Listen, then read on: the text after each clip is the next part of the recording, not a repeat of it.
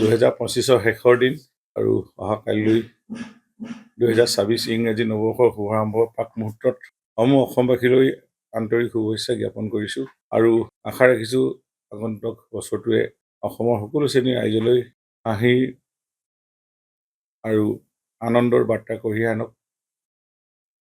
অসমৰ এই বছৰ আমাৰ উন্নয়নৰ বৰ্ষ হওক, আমাৰ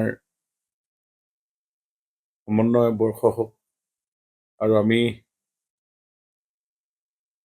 সকলো শ্ৰেণীৰ ৰাইজে বৃহত্তৰ অসমখন ভাৰতবৰ্ষৰ ভিতৰত যাতে এখন উন্নয়নশীল ৰাজ্যলৈ আমি পৰিৱৰ্তন কৰিব পাৰোঁ, তাৰ কাৰণে আন্তৰিকতাৰে কাম কৰাৰ সকলোৱে সংকল্প লওঁ আহক। আৰু আজি অসম যিদৰে আগবাঢ়ি গৈছে আৰু সেই গতি আমি আমাৰ মাননীয় মুখ্যমন্ত্ৰী ডক্টৰ হিমন্ত বিশ্ব শৰ্মা ডাঙৰীয়া যেনেধৰণে আগবঢ়াই লৈ গৈছে, সকলোকে এক কৰি উন্নয়নৰ গতি ত্বৰান্বিত কৰি তুলিছে, ঠিক তেনেধৰণে অহা বৰ্ষটো আমি ঠিক তেনেধৰণে পাৰ কৰাব লাগিব। হৈ যোৱা বৰ্ষটোৰ অভিজ্ঞতা, ঘাট প্ৰতিঘাত এইবিলাকৰ পৰা আমি নতুন বৰ্ষৰে অভিজ্ঞতা ল'ব লাগিব আৰু আমি সকলো শ্ৰেণীৰ ৰাইজ শান্তিৰে জীয়াই থাকক, সকলোৱে মনৰ বাঞ্ছা পূৰণ হওক আৰু সকলোৱে একতাৰ দূৰৈৰ বান্ধ খাই আমি বৃহত্তৰ অসমীয়া জাতিটো গঠন কৰি আমি বিশ্ব দৰবাৰত প্ৰতিষ্ঠা কৰাৰ যি সংকল্প, আমি এই সংকল্প ল'ব লাগিব।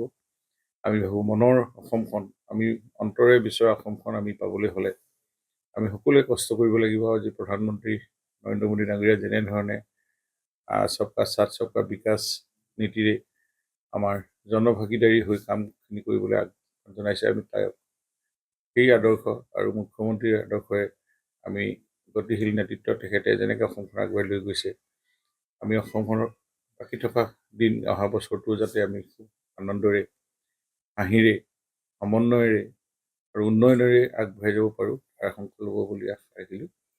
পুনৰবাৰ আটাইলৈকে মাননীয় সাংবাদিক বন্ধুসকলৰ যোগেদি সমূহ অসমবাসীক মই পুনৰবাৰ ইংৰাজী 26 বৰ্ষৰ আন্তৰিক শুভেচ্ছা জ্ঞাপন কৰিছোঁ।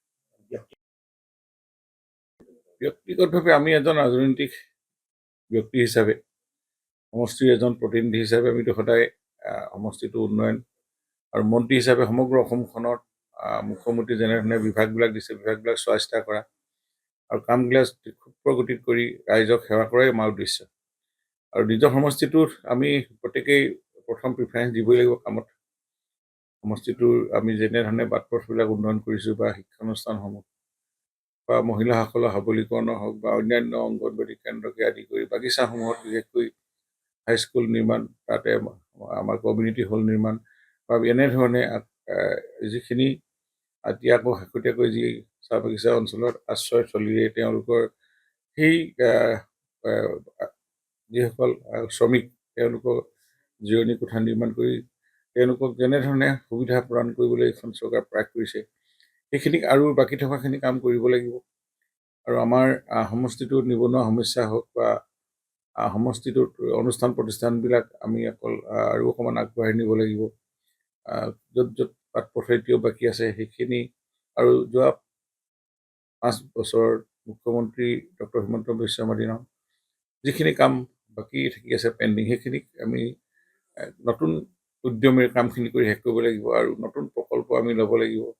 চৰাইদেউ জিলাত চুকাফা ইউনিভাৰ্চিটি হৈছে এখন আমি বহুত দিনৰ আশা, বহুত দল সংগঠন ব্যক্তিৰ সপোনৰ সেইখন আমি বাস্তৱত ৰূপায়িত কৰিব লাগিব। চৰাইদেউ মেডিকেল কলেজ সেইখন আমি এইবাৰ 26ৰ প্ৰথম মাহতে আমি অপেনিং কৰি ৰাইজক সুবিধা কৰিব লাগিব। আমাৰ বহুখিনি PHC হওক, MPHC ইয়াতে নিৰ্মাণ হৈ আছে অটল অমৃত আঁচনিৰ যোগেদি, কেন্দ্ৰীয় চৰকাৰ ৰাজ্য চৰকাৰ এইবিলাক ফুলফিল কৰিব লাগিব। আৰু সমষ্টিটোৰ য'ত য'ত ৰাইজ সমস্যাত ভুগি আছে সেইখিনি আমাৰ যিটো সমষ্টিটোৰ মাজেদি এখন দিচাং নৈখন পাৰ হৈ গৈছে, তাত গৰাখহনীয়াও কিছু সমস্যা আছে, আমি বহুখিনি সমাধান কৰিবলৈ সক্ষম হ'লোঁ, কিন্তু আৰু বাকী থকাকেইটাও আমি যিমান পাৰি সোনকালে এইখিনি কাম শেষ কৰিব লাগিব। এনেধৰণৰ বহুখিনি সপোন আছে, এইখিনি সপোন বাস্তৱত কৰিবলৈ ৰাইজৰ কিন্তু সহযোগ লাগিব। ৰাইজে সহযোগ কৰিলে নিশ্চয় এইখিনি কাম কৰিবৰ কাৰণে বেছি সময় নালাগিব। আৰু যিহেতু চৰকাৰে আজিৰ তাৰিখত পুঁজিৰ যোগান ধৰি আছে বা বিভিন্ন চ'ৰ্চৰ পৰা, সেইখিনিও আমাৰ কোনো সমস্যা নাই। খালি ৰাইজে সহযোগ কৰিলে এইখন চৰকাৰৰ দিনত আমি সকলোখিনি সমস্যা সমাধান কৰিব পাৰিম।